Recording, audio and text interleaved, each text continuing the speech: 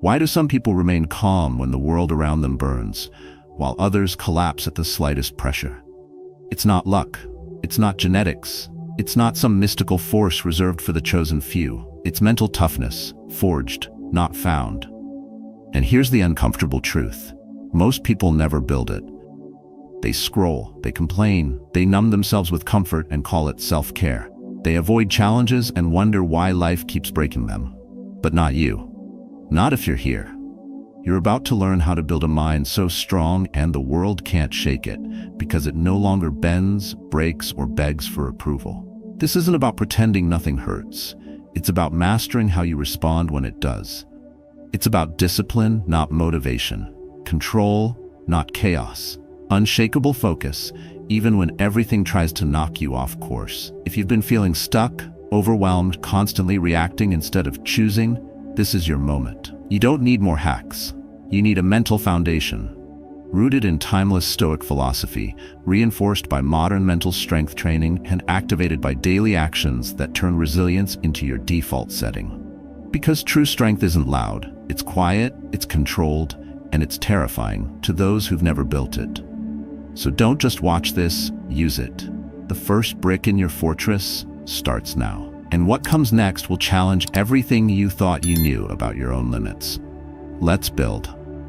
1. Mindset shift. Challenges are training. You weren't meant to float through life. You were built to fight through it. Ease doesn't shape character. Struggle does. The world won't hand you peace, power, or purpose. It will hand you chaos, doubt, and resistance. And what you do with that, what you see in it, determines everything. Weak minds treat pressure like punishment. Strong minds treat it like training. That shift alone separates those who grow from those who decay. Most people believe something's gone wrong the moment pain shows up. They ask, why me? They try to escape the discomfort, the setback, the silence, the rejection. But that mindset guarantees fragility. You can't escape life's pressure, but you can decide what it does to you. Either it crushes you, or it carves you into something sharper. Mental strength is not forged when things are easy. It's developed in the weight room of adversity. Every challenge, every failure, every unfair twist of fate, each one is a hidden gem for your soul. When you start seeing them as that, everything shifts. You stop taking things personally. You stop begging the world to be softer. You become harder instead. Not bitter, not numb, just stronger, wiser, unbreakable. That's where Stoicism cuts through the noise. Epictetus said, difficulties are things that show a person what they are. He didn't mean pretend the pain isn't real. He meant face it, feel it, and still rise. Stoic philosophy doesn't teach avoidance. It teaches acceptance and transformation. It teaches that your reaction is your responsibility, and that every situation, no matter how unfair, is an opportunity to train your inner fortress. When you adopt that mindset, struggle loses its sting. You stop fearing what might happen. You stop being shocked by life's blows, because now you expect the resistance and you welcome it. You show up not in fear, but in readiness. And that readiness gives you quiet power. There's something primal that awakens when you step willingly into discomfort, when you stop waiting for clarity and start moving through the fog. When you decide that the obstacle is not in the way, it is the way. That's not just a motivational line. It's a strategy for living, one that saved more people than comfort ever did. What most never understand is this: comfort is a trap. It rewards you today, but robs you tomorrow. It whispers, you've earned a break, when in truth, you've earned another rep. And the longer you stay soft, the harder life becomes. The more you chase ease, the more chaos you invite. And soon, even small setbacks feel like total collapse, because your mind was never trained for the weight. That's why you must stop waiting for motivation. You must stop expecting life to cooperate.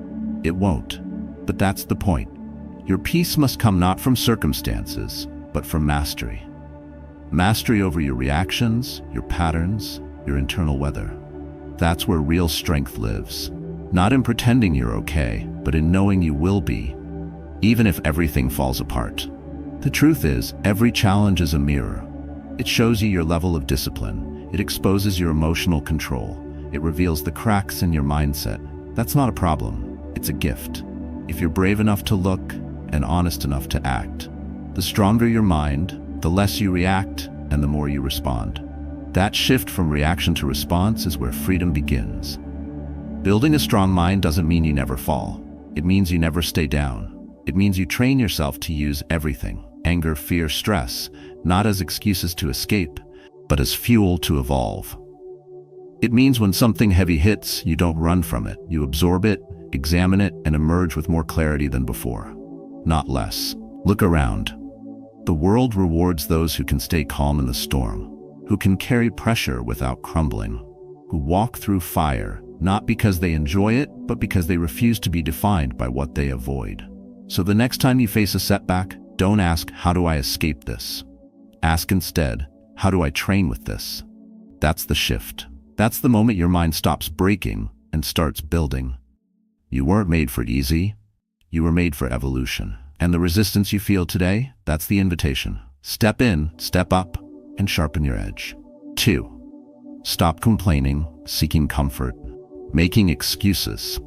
If you want to build a mind that can't be broken, you have to stop doing the things that keep breaking it. And that begins with killing 3 habits that silently sabotage your strength. Complaining, chasing comfort, and making excuses. These aren't just bad habits, they're systems of thought that rot your mindset from within. Every time you complain, you give your power away. Every time you choose comfort over challenge, you weaken your edge. And every time you make an excuse, you lie to yourself in a way that slowly convinces you that you're not in control. That's not harmless. That's mental suicide. Let's be real. Life is not going to rearrange itself to protect your feelings.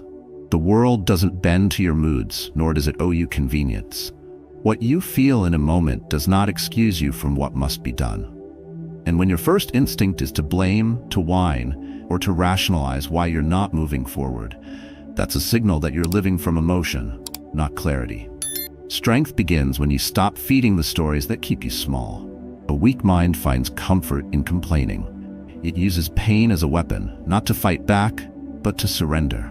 But the Stoics had no time for pity. Marcus Aurelius once said, "Reject your sense of injury and the injury itself disappears." That's not denial, that's discipline. When something happens, you have 2 choices. You can dwell on it and let it define you, or you can move through it and let it sharpen you. Complaining doesn't heal, it delays. It reopens the same wound every time you speak of it. It turns temporary pain into permanent identity. And what about comfort? We live in an age that worships it. Everything is built to be easier, faster, softer. But what most forget is this: comfort may feel good, but it builds nothing. You don't grow when everything goes your way. You don't evolve when you're unchallenged. In fact, the more you choose ease, the less prepared you are for reality. Discomfort is the gym of the soul. And if you avoid it, don't be surprised when life feels heavier than you can carry. Every powerful mind was sculpted through intentional discomfort. Cold mornings, hard conversations, silent discipline.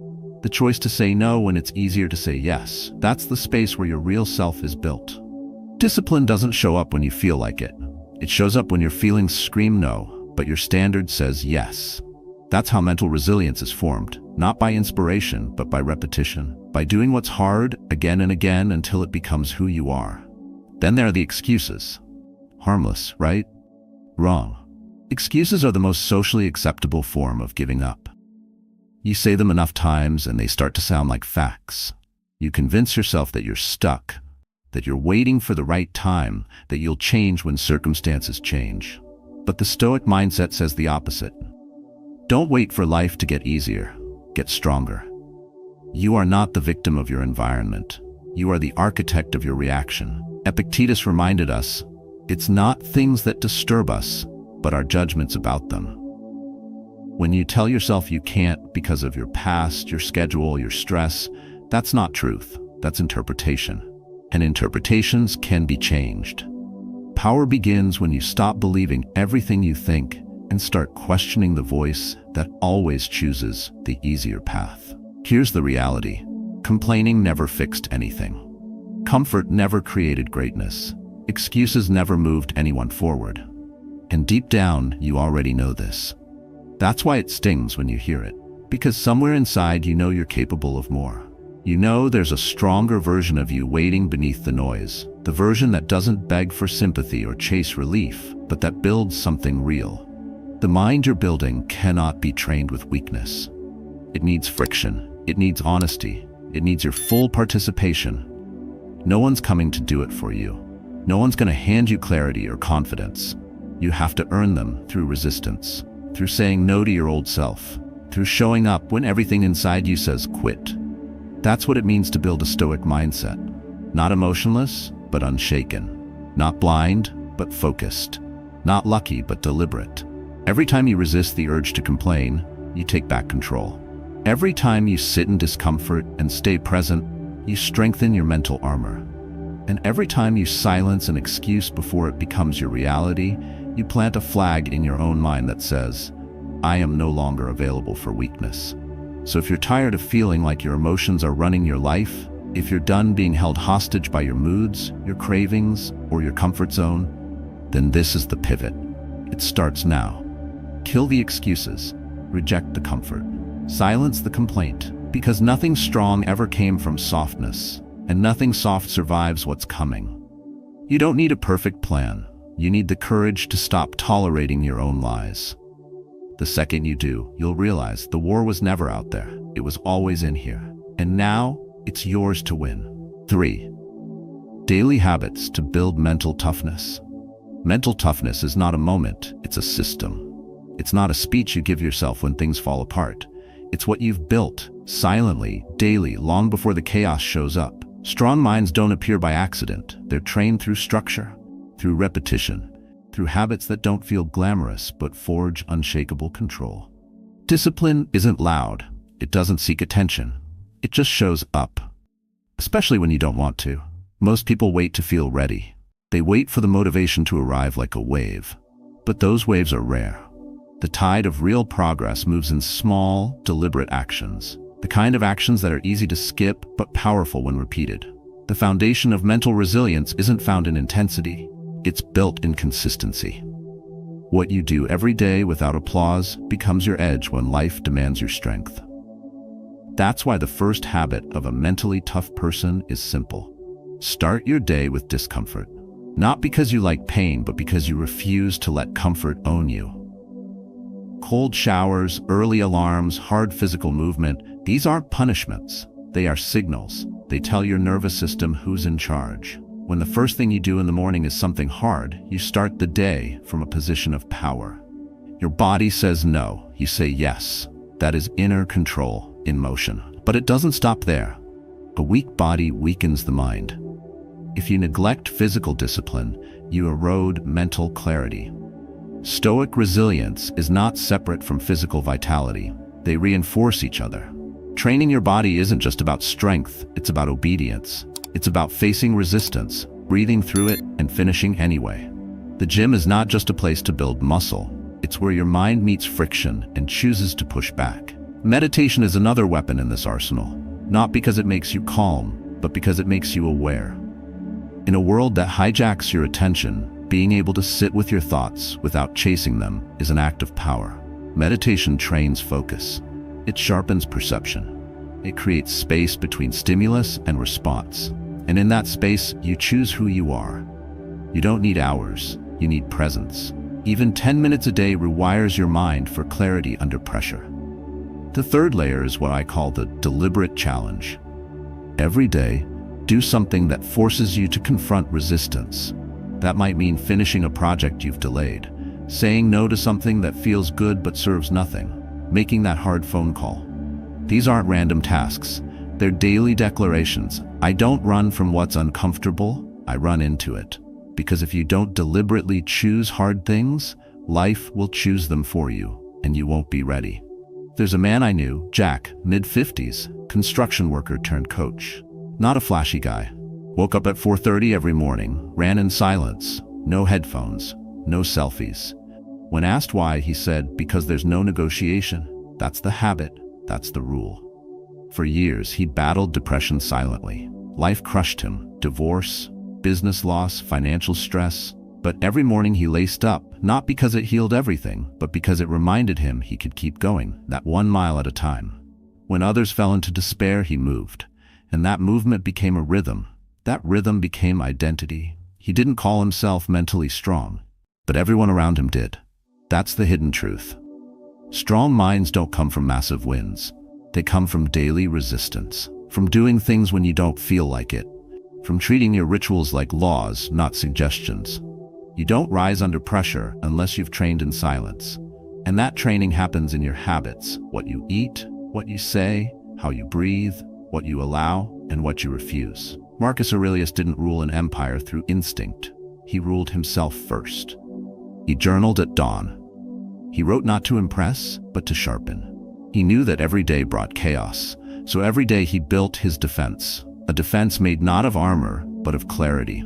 That's what your habits give you, not just strength, but readiness. And readiness is peace, because mental clarity doesn't arrive when life gets easier. It emerges when you are consistent, regardless of chaos.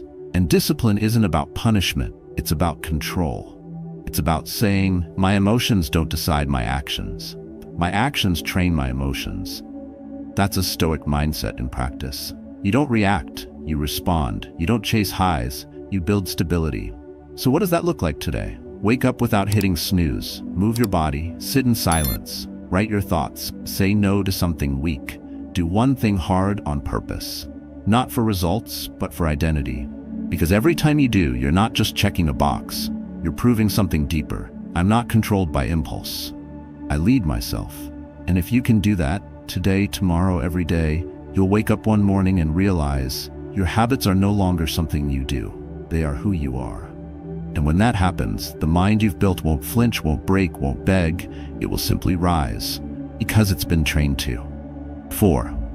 Control emotions under pressure. Emotions aren't the enemy. Your reaction is. You don't fall apart because you feel. You fall apart because you let the feeling lead. What breaks most people isn't the pressure. It's their inability to remain still inside it. The storm is rarely what destroys you. It's what you do when the storm hits that determines whether you drown or rise. You see, most people don't know how to pause. Something happens, they lash out. Words fly. Decisions are made. Bridges burn. Then regret moves in, again and again. But if you want to build mental toughness, you have to master emotional control. Not emotional suppression, control. The ability to feel without being owned. The space between trigger and response, that's where your power lives. And if you don't claim that space, the world will claim it for you. This isn't about pretending things don't bother you. Stoicism doesn't teach indifference. It teaches intentionality. Marcus Aurelius wrote, "You have power over your mind, not outside events. Realize this and you will find strength." The goal isn't to eliminate emotion. It's to train it, to direct it, to convert it into clarity instead of chaos. That's what separates calm from collapse. And that's why emotional control is not optional. It's survival. The truth is, life will trigger you. People will disappoint you. Plans will fail. Fear will rise. That's normal. What matters is whether you let those emotions hijack your thinking. Anger doesn't ruin your life. What you say and do in anger does. Stress doesn't break you. What you neglect under stress does. The difference between a powerful mind and a reactive one lies in a few seconds of awareness. A deep breath, a conscious delay, a silent decision. I don't need to act on every feeling that visits me. Think of it like this. Your emotions are waves. Let them come. Let them crash. But don't build your house in them.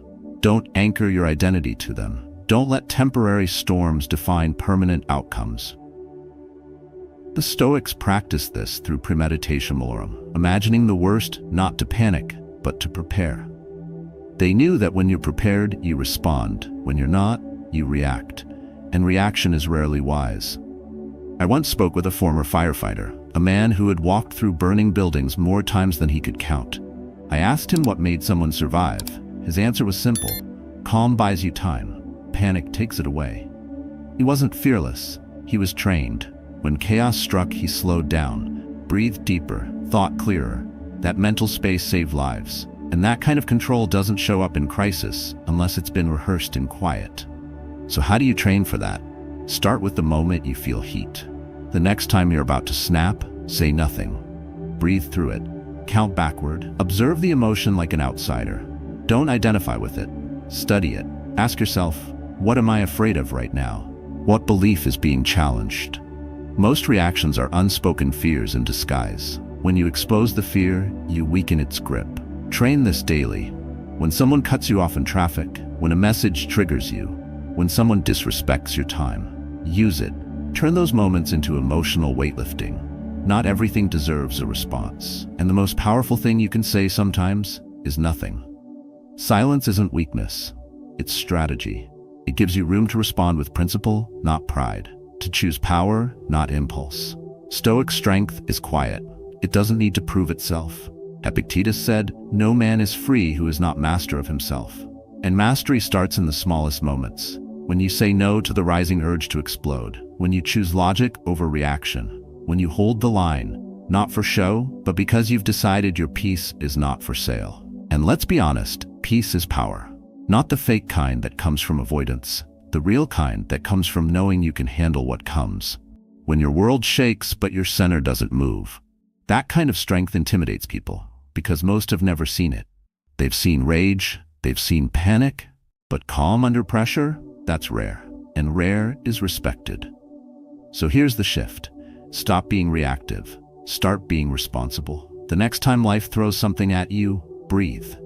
Don't raise your voice, raise your awareness. Don't let the moment decide your identity. You decide what this moment gets from you. The calmest person in the room always leads it. Be that person, train like that person. And one day, you'll face the very thing that used to trigger you, and you'll feel the rise, but you won't move. Not out of fear, out of command. Because you've built a mind that responds like steel, even when everything else shakes. Embrace failure as a teacher.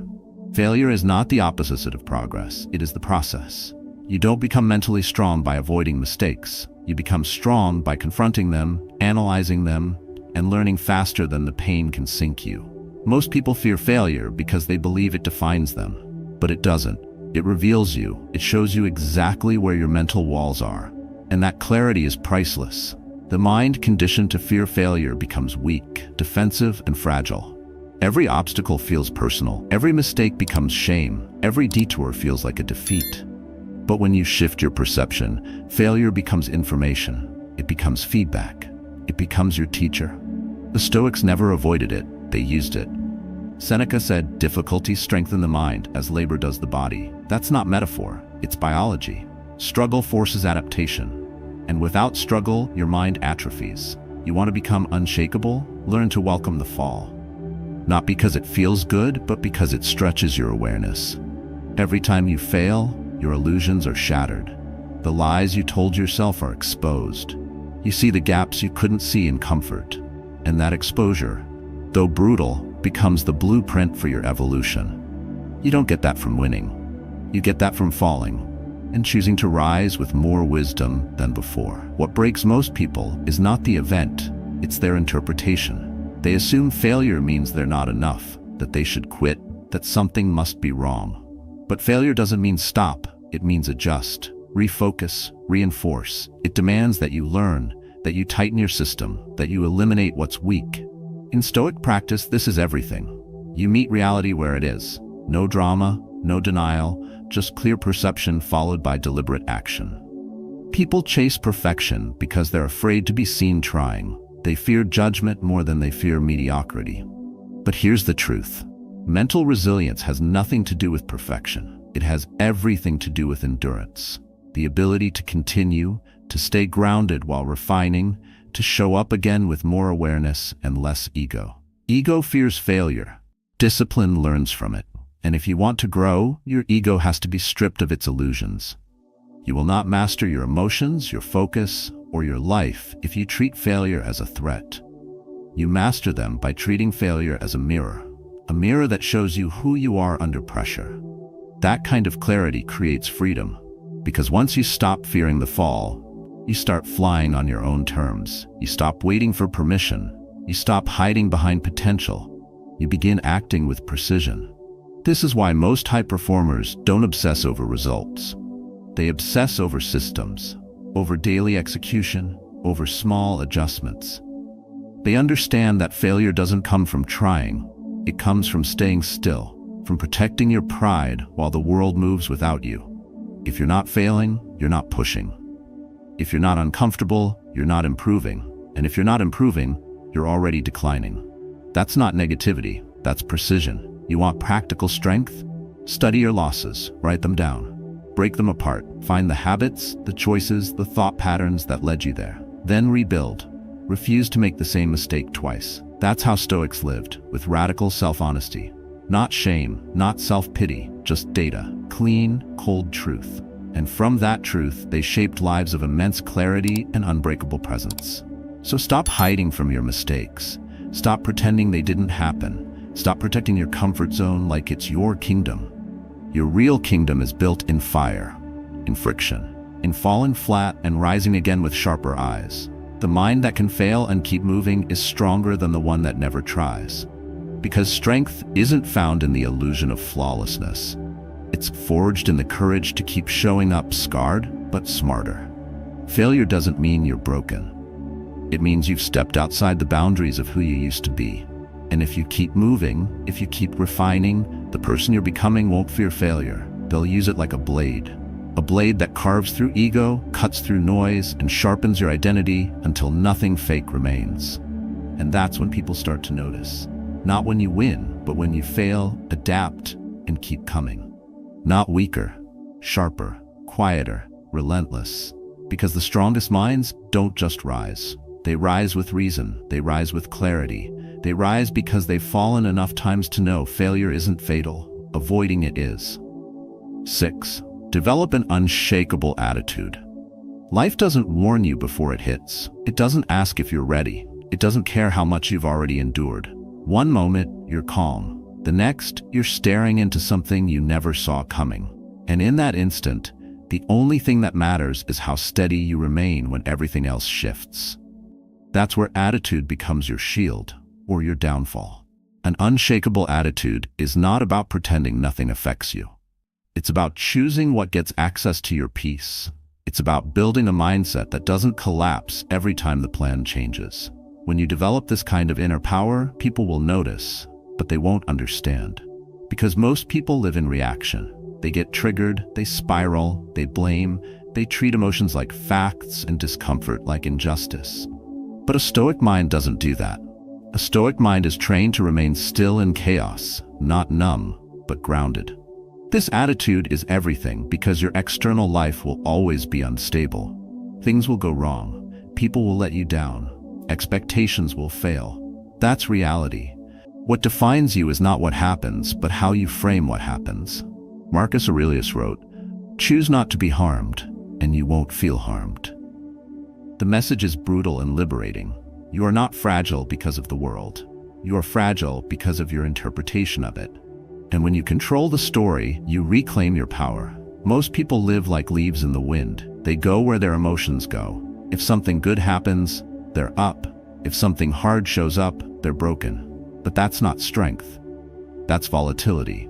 And you can't build a life or a legacy on volatility. You need inner gravity, a center that doesn't move just because the world does. That's not built through slogans. It's built through repeated mental discipline, through facing reality without complaint, through practicing detachment, not from people, but from outcomes. Detachment doesn't mean you don't care.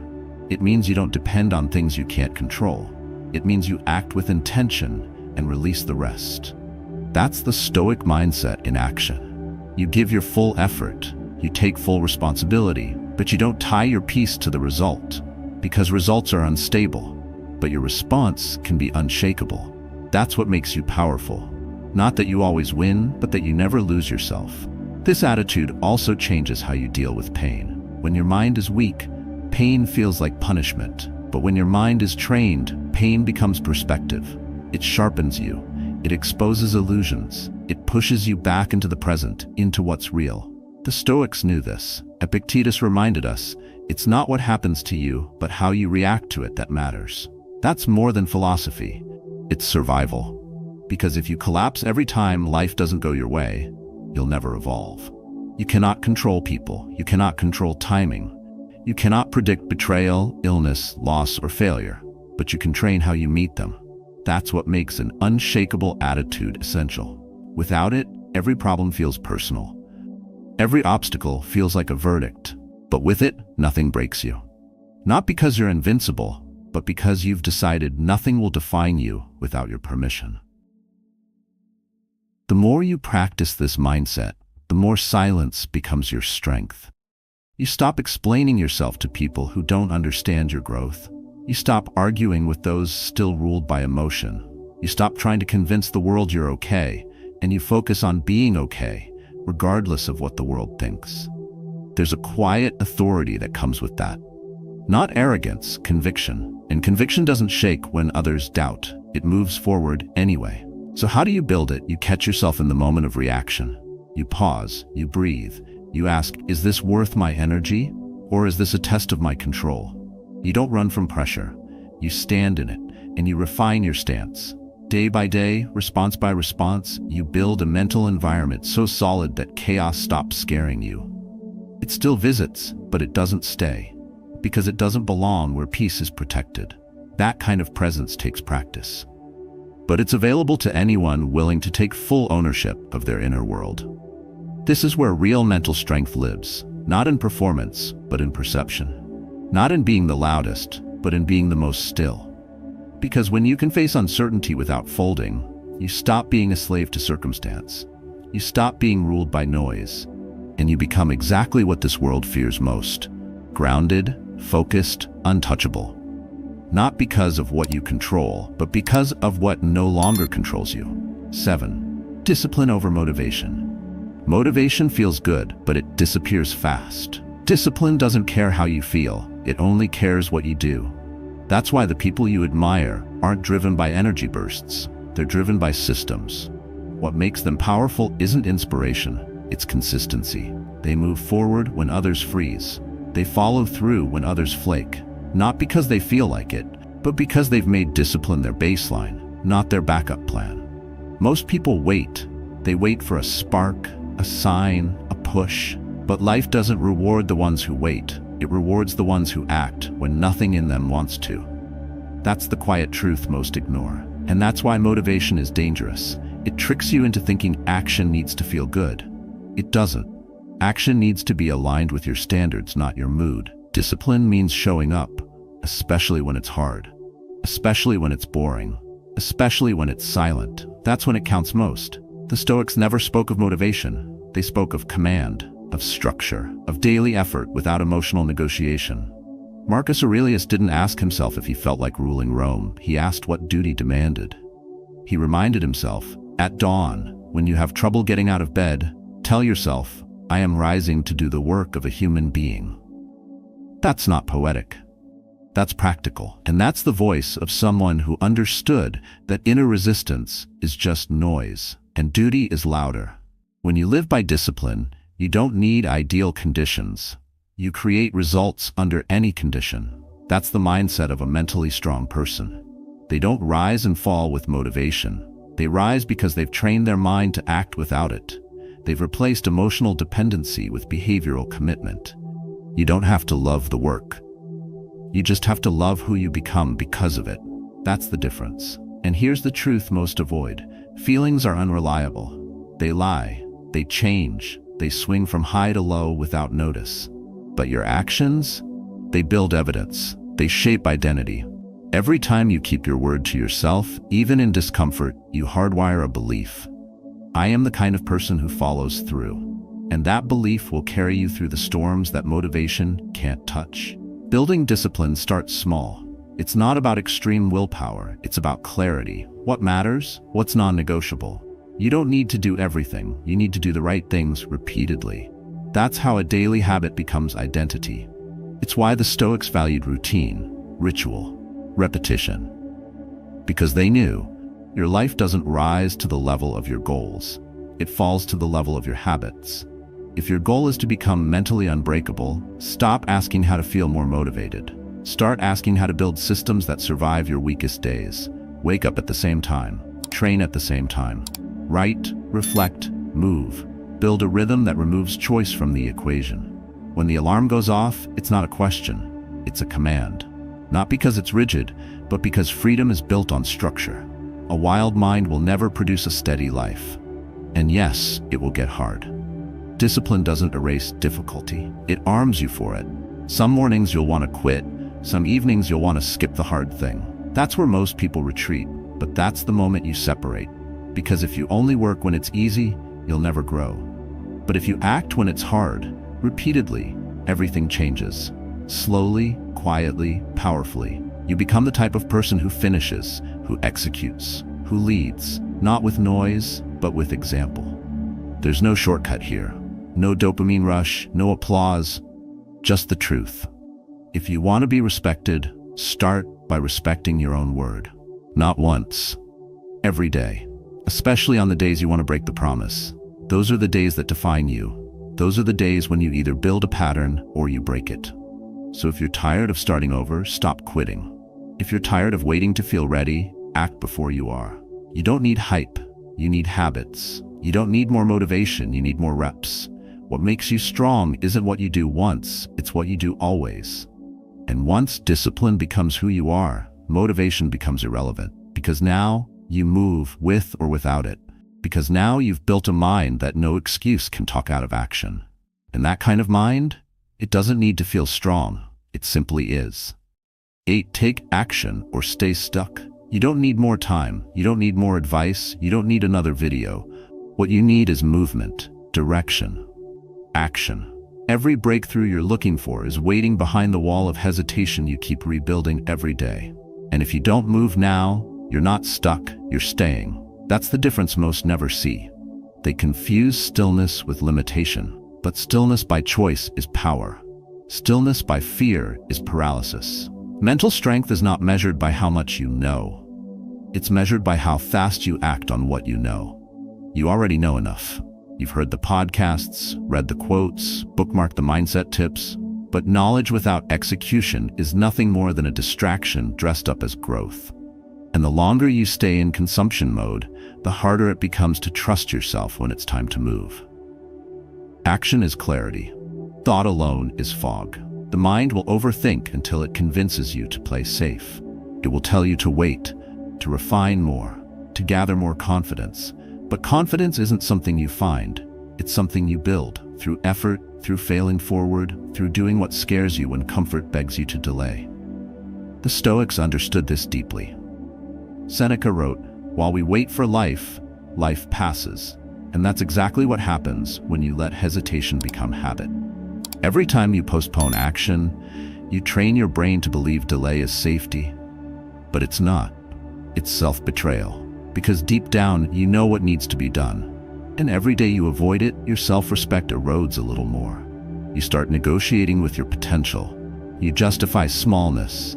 And eventually, you stop trusting your own voice. That's how mental weakness grows, not from lack of knowledge, but from repeated inaction. Action is how you reclaim that voice. Not perfect action, not loud action, just real, honest movement in the direction of who you said you wanted to become. It doesn't need to be a leap. A step is enough. The gym session you don't want to do, the message you've been avoiding, the habit you said you'd start. These small moves build massive momentum. Not because they're dramatic, but because they're decisions. And decisions are how you rewrite your identity. When you act, even imperfectly, you create evidence. And that evidence silences doubt. Not overnight, but consistently. Doubt feeds on inaction. Fear grows in the pause. But once you begin, even clumsily, you shift your focus from fear to effort. And where focus goes, strength follows. Because the most dangerous thing is not making the wrong move. It's standing still while calling it patience. Mental toughness demands that you stop waiting for perfect. Perfection is the enemy of execution, and execution is the birthplace of strength. Every strong mind you admire was forged in motion, not in theory. They didn't wait for guarantees. They moved with uncertainty. They failed, adjusted, and moved again. They trusted the process more than their emotions. And that's what made them untouchable. Not that they always knew the outcome, but that they never let the unknown stop them. You are not overwhelmed because you have too much to do. You're overwhelmed because you haven't started. When the mind is idle, problems grow. But when you act, the mind aligns with your direction. Problems shrink. Doubt fades. Focus sharpens. That's the power of motion. And the mind, like the body, needs resistance to grow. You won't get stronger reading about discipline. You'll get stronger walking into discomfort and choosing to do what's hard anyway. The Stoic mindset is built on this principle. Take full ownership of what's in your control and release the rest. And what's always in your control? Your effort, your next move, not the outcome, not the timing, just your action. Epictetus reminded us, first say to yourself what you would be, and then do what you have to do. It's that simple. Say it, then do it. No detour, no second guess. So what's left now is choice, not chance. Choice. Stay where you are or move. Wait for another sign or become the signal. You don't need permission to start. You just need the courage to stop pretending tomorrow will magically fix what you've avoided today. No one's coming. No wave of motivation is arriving. It's just you and this moment. And what you do with it will either reinforce who you've been or unlock who you could become. So start. Stumble forward. Break the loop. Build the evidence, because every action you take tells your mind, we don't live in fear anymore. And when your actions speak louder than your doubts, you won't need motivation, you'll have momentum. Strength is not given. It is trained. Through the discipline you practice in silence, through the emotions you learn to master, through the challenges you choose to face rather than flee. What you've just heard is not a theory, it's a call to action. A call to build a mind that does not waver under pressure. A mindset that remains focused when the world gets loud. A character that thrives in stillness when others break under noise. We've walked through the path of mental resilience, from shifting how you see failure, to controlling emotions, to rejecting comfort and complaint, and building habits of discipline that hardwire strength into your identity. These are not motivational lines. They are tools. Tools that must be used, not admired. Knowing them is not enough. Applying them is what transforms you.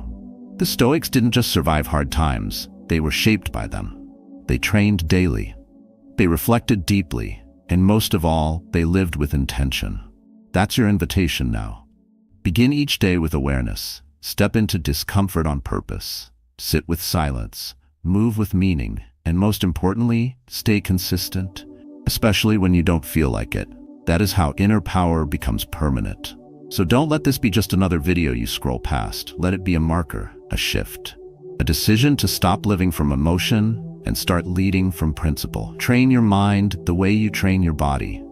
Feed it with clarity, sharpen it with truth, and reinforce it with daily action. And as you do, share your journey. Tell us in the comments, where are you struggling to stay strong? Where are you reclaiming control? Let this be a space for growth, for real stories, for real change.